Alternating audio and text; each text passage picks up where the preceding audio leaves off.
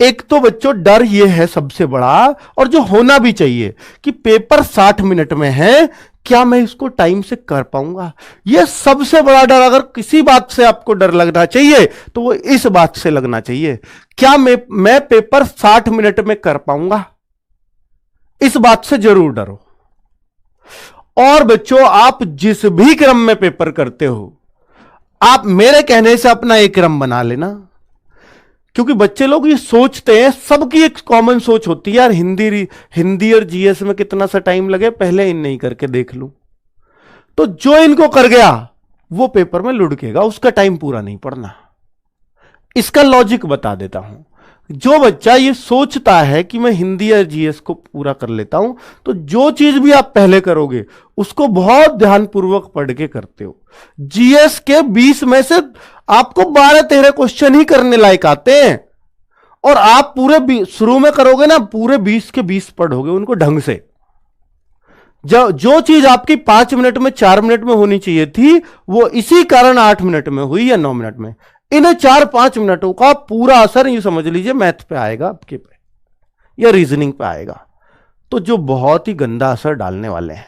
ठीक है, तो आपसे मैं कहूंगा कि आप जो भी क्रम में पेपर करते हो, प्लीज उसको चेंज करके आप सबसे पहले रीजनिंग करो, दूसरे नंबर पर हिंदी करो, और तीसरे, बेटा देखिए, अगर रीजनिंग ने आपका तालमेल खराब भी किया, जैसे आपको लगेगा यार अभी तो मेरा 1 मिनट में एक ही क्वेश्चन हो रहा है, पर यह हो रहा रीजनिंग का है, यह बड़ी बात है। रीजनिंग का हो रहा है, टाइम टेकिंग है, कोई बात नहीं, रिलैक्स रहिए। 1 मिनट से फिर भी पहले करने की कोशिश करिए, पर 1 मिनट में भी एक हो रहा है। एक तो बच्चा कर रहा है हिंदी और वो खुश हो रहा है, यार मैंने 10 मिनट में 15 क्वेश्चन लुढ़का दिए। तो भाई तूने कुछ नहीं किया, तूने तो बहुत टाइम खा लिया, ये तो 20 से भी ज्यादा होने चाहिए थे। पर वो खुश हो रहा है कि मैंने तो बहुत अच्छा चल रहा हूं। नहीं, अच्छे नहीं चल रहे हो आप, बेकार चल रहे हो।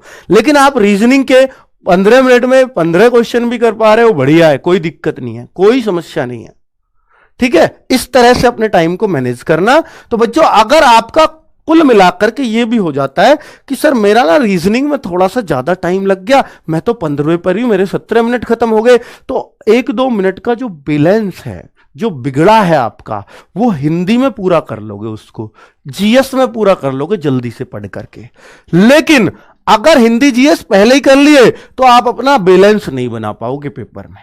ये पहले कर लिए, अब मान लो इनमें ज्यादा टाइम दे दिया, रीजनिंग को कम बच रहा, मैथ से बैलेंस बन रहा, मैथ तो और अपना टाइम और दूसरे का भी खा जाएगा। मैथ तो ऐसी चीज है।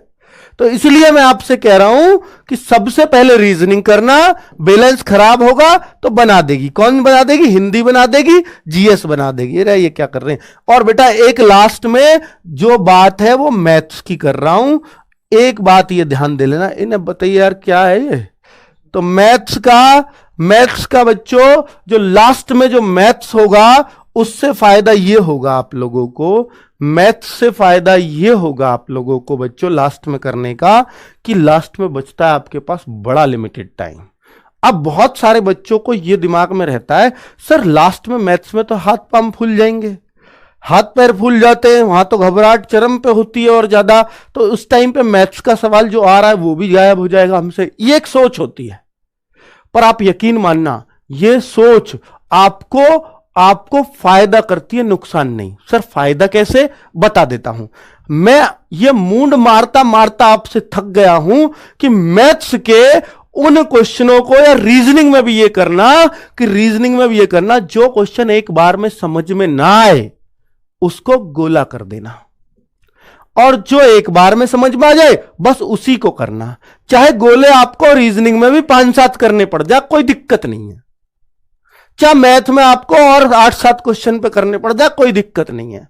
पर आप यूं समझ लेना, आपको टारगेट ये लेके चलना है, पूरा पेपर मुझे 50-52 मिनट में करना है। 7-8 मिनट उन रिव्यू वाले क्वेश्चन को देना है जिनको मैं छोड़ के गया हूं। बच्चों ज्यादा छोड़ना चाहे कितने ही, कोई दिक्कत नहीं। 7 से ज्यादा गोले नहीं होंगे आपके रीजनिंग में, 8 से ज्यादा कभी मैथ्स में नहीं होंगे, और 8-7 15। इन 15 क्वेश्चनों के लिए अगर आपने 8 मिनट भी बच रहे हैं, ध्यान देना मेरी बात पर, 15 क्वेश्चन के लिए 8 मिनट भी बच रहे हैं, और आप इनमें से 8 भी कर गए, और निश्चित तौर पे कर जाओगे कि उस टाइम पे प्रेशर नहीं है पेपर पूरा पढ़ा है कि नहीं, क्योंकि लास्ट में प्रेशर खत्म है बच्चों।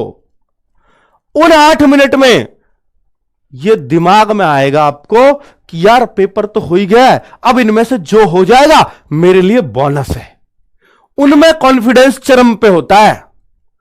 उन 8 मिनट को बचा लेना अपने रिव्यू क्वेश्चन के लिए, यह टारगेट लेकर के जाना, आप निश्चित तौर पर सफल हो जाओगे। उन 15 क्वेश्चन में से मैं निश्चित तौर पे कहता हूं उन 8 मिनट में आप 8 क्वेश्चन कर जाओगे, और वो 15 हैं जो आप कर ही नहीं रहे थे।